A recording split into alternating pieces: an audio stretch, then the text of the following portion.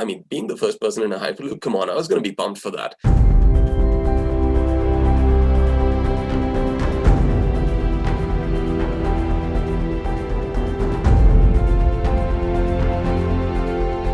And you could just feel like zooming into the future, honestly.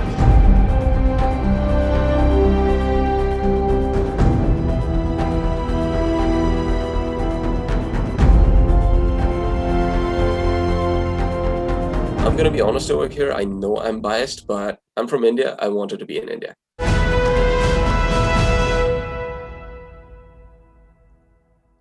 I'm Tanay Mazrekar. I work at Hyperloop as a power electronics specialist. What this means is I work on the power electronic systems, so the drives that power our propulsion and levitation systems and motion control. That is what I really work on. I've been here for about 5 years now at Hyperloop. And I joined here as an intern. Back in India, when I was studying in Pune University, during my final year, that's when I read about the Hyperloop white paper from Musk. And that totally captivated me. I was like, I want to work on a technology like this. Back in India, right? I wasn't. I would say I wasn't the most ideal student. I think grades were not the biggest thing that I was behind. Extracurriculars, robotics, doing things outside of the classroom. That is what interested me. The build up to this, it has been difficult. It has had its own challenges. Studying in India, coming abroad, new place, new people, making your mark over here, getting noticed, and then from the internship, I just never looked back. I do get this question quite a bit from people. Were you scared? And I just wasn't. I don't know what it was about the moment, but I wasn't scared at all.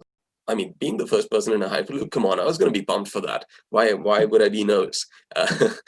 When we started, right, I remember like kind of dancing and going into the pod and jumping around and we were like, it's getting real. Oh, it's real. It's really, really happening. And then the pod went down the tube and we reached 170 kilometers an hour, I think in about 6 seconds. That is pretty fast. And you could just feel like zooming into the future, honestly. It is so cool. What Hyperloop does is it mimics the atmosphere at 200,000 feet up in the sky. That's really, really high up in the sky. And that is what gives us our energy efficiency. So to design a system, to build it out, and to understand every component of it, I think that is what got rid of any kind of nervousness that I had. What this was to demonstrate the passenger safety in a Hyperloop pod. So this wasn't about speed. This wasn't about acceleration. This was to demonstrate how do you put people safely and how do you get to that point where you can say that we can sign off and say that this is safe, right? And the work that we did, it was actually signed off by a third-party safety assessor, so named Certifer. They do safety certification for railways and for airways. We would never put a person in there if we thought that this was not safe for someone. The experience is going to be something that you would have in a flight. Like when you're in an airplane, you don't realize it. You walk inside an airplane, it is flying up in the sky, in the middle, and it is again a pressurized fuselage. It has all of the fire risk that you would have over here. So that is kind of the same mindset, I would say, is that we take it for granted that airplanes are safe. Hyperloop will be the same thing. It will be better than that. It's supposed to be much more safer than that. So what we were traveling at was 0.9 Gs, which is, it doesn't make you feel nauseated. It just makes you feel honestly pretty awesome.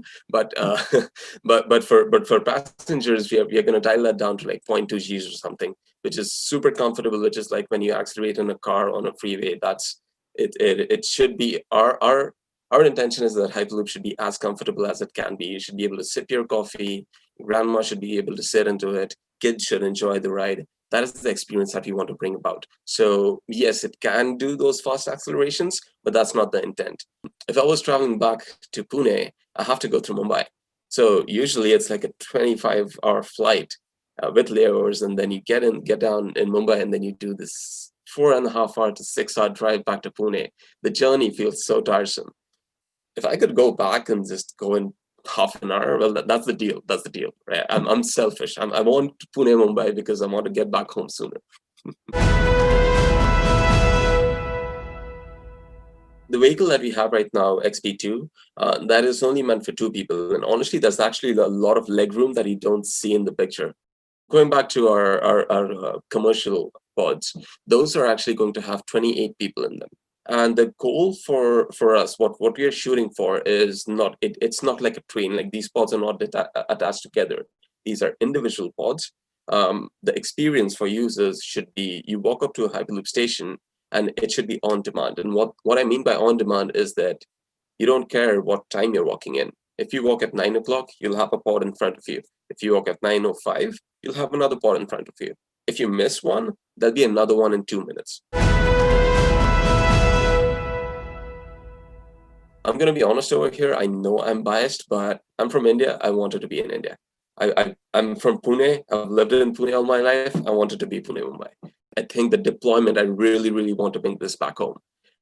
It really means a lot to me. And the timeline that we're looking for is by the end of the decade. So by 2030 is when we hope that people like you and me can just walk into a Hyperloop pod and go wherever they want it.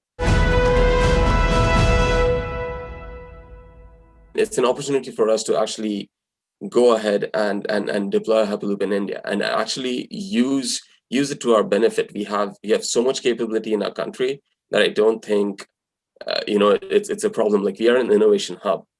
Everyone knows Jugaad. We're great at it, right? We find solutions to problems that are in front of us, and that is what India is great for. At some places, we would probably need tunneling. At some places, you just don't need tunneling. It's another lane on a freeway. It is supposed to be that simple so that we can deploy it as a mass transit system. Like, we understand these challenges. And for us, India really proves to be a very, very promising opportunity. I know I do get this question a lot from people that, well, why India? My question back to them is, why not India? We understand very clearly that this is a mass transit system. It is only a mass transit system if it is available to everybody. If it's not, then it's not a mass transit system anymore. Then it's something like a luxury. It would be cheaper than the amount of gas that you would need for that route, right? We think that we can price it in a very competitive way to all of the existing modes of transport. We want to make sure that you can just walk in and take a Hyperloop and go. So in terms of cost and in terms of availability, yes, it is meant for the masses. It is a mass transit mode. For me to live and to live in Pune for so long, born and brought up over there, Marathi Manus love the Konkan region. I'm right from the heart of Pune, and I feel fortunate to get this opportunity to represent my country, to represent my hometown, to represent my state, to just represent everyone back home. And super pumped. I do want to complete the job, though it's not yet done. We don't have Hyperloop in between in India right now. I want to see that happen, and I'm super excited about it.